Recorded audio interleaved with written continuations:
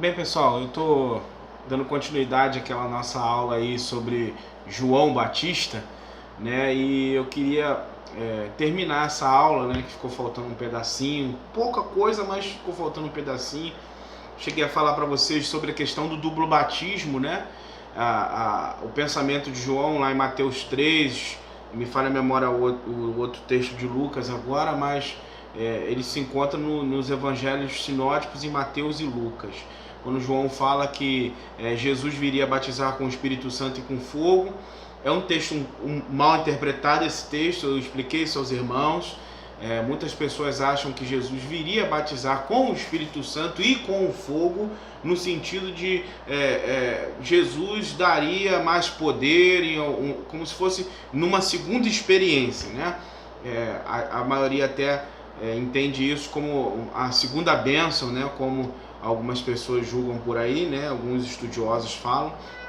Mas na minha concepção, na concepção do LED e de outros estudiosos do Novo Testamento, o que o texto está dizendo lá e o que João quis ensinar foi que Jesus faria um duplo batismo, ou um batismo com dois elementos. O primeiro, referindo sobre a questão do Espírito Santo, do selamento como penhor daquele grande dia da salvação, né? O próprio Paulo vai dizer isso. E o segundo, o fogo no sentido do juízo, né?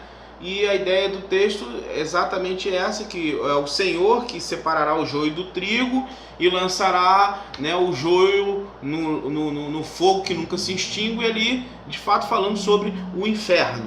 Então João estava falando exatamente sobre um batismo com dois fatores ou dois elementos, ou o duplo batismo nesse sentido de que Jesus batizaria para o Espírito Santo para a salvação e com fogo para a perdição. Né? A gente tem, às vezes, uma má interpretação desse texto por uma falha um tanto quanto hermenêutica. Eu hoje estava escrevendo um pouco sobre uma tese que eu estou desenvolvendo acerca de Gálatas 5:1, quando o apóstolo Paulo fala: para a liberdade foi que foi chamado, não vos coloqueis novamente debaixo de jugo de escravidão. Né? E a gente vê hoje a igreja se colocando debaixo de um jugo de escravidão por erros hermenêuticos, ou seja, erros de interpretação da Bíblia. Né? Eu concordo com um saudoso pastor Exaltino Gomes Coelho, né? Um baluarte da nossa denominação, dos batistas, quando o Exaltino fala que o grande problema dessas doutrinas erradas, ou a maioria delas, é de fato um erro hermenêutico, um erro de interpretação.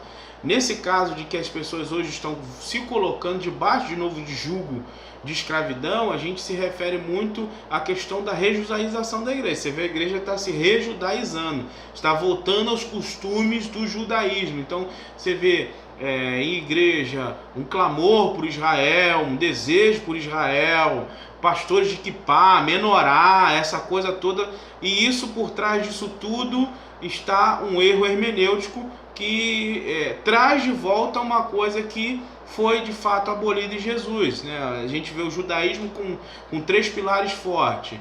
Primeiro, a questão de Israel como a nação escolhida. Segundo, como a terra sendo santa, né? Porque o templo está ali, o lugar da presença de Deus. E terceiro, a questão do Deus monoteísta. Então, essa questão da terra santa, ela não existe mais. Jesus nos ensinou isso, né? Que chegará o tempo, e na verdade já chegou, que os adoradores adorarão ao Pai em espírito e em verdade. Onde estiver o adorador, ele adorará a Deus. Não existe mais um lugar santo, um lugar específico, um lugar onde Deus se encontre com o homem. Deus se encontra com o homem em Jesus Cristo em qualquer lugar. Né?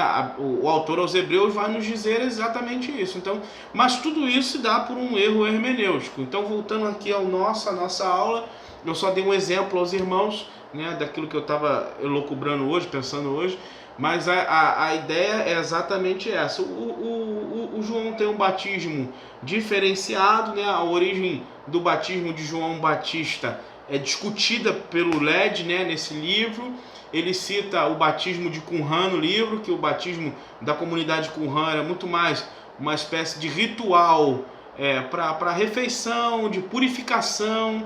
Aquela mesma ideia de que quando você pega lá João no capítulo 6, que Jesus João no capítulo 2, perdão, quando Jesus faz o seu primeiro milagre na festa de casamento, que existem as talhas de água. Aquelas talhas de água eram as talhas de águas para purificação, né? Então a ideia é exatamente ali. Ali tem uma teologia explícita implícita, melhor dizendo, sobre exatamente a questão da purificação, né? Jesus transformou a água que servia para purificar o rosto, as mãos, em vinho que deveria se ingerir, né? O vinho se ingeria e a água limpava o exterior. De fato, o que Deus deseja é que nós mudemos o interior e não o exterior. Não adianta purificar, se lavar se o interior continuar sujo. A teologia do Novo Testamento ajuda nesse princípio. Então, o batismo de Qumran era uma ideia muito mais de ritual, tá bom? E existe um outro batismo, né, que possibilitaria aí de fato esse entendimento de que João trouxe esse batismo, essa ideia do batismo de alguém, a possibilidade de ser dos batismos dos prosélitos, ou seja, os prosélitos eram os gentios que se convertiam ao judaísmo e eles tinham que se batizar como sinal de seu rompimento com a vida anterior com a nova.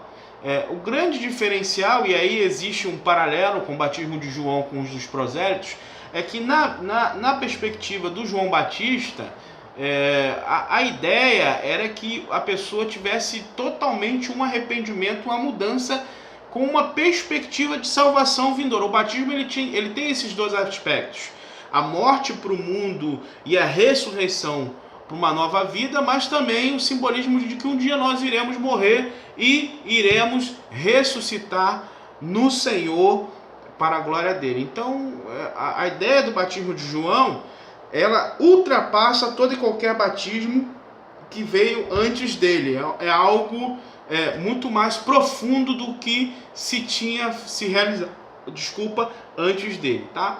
O Senhor Jesus fala da importância do João Batista como sendo, aí terminando a nossa aula, como sendo aquele que maior dentre as mulheres nasceu, né, no sentido de que João foi o maior nascido dentre mulher. E aí eu vou no próximo vídeo falar um pouco sobre isso, que eu quero me debruçar um pouco mais com cuidado nesse assunto, tá bom? Deus te abençoe, espero que você esteja sendo abençoado aí pelos nossos videozinhos e pelas nossas edificações aí. Deus abençoe os irmãos, tamo junto, um abraço.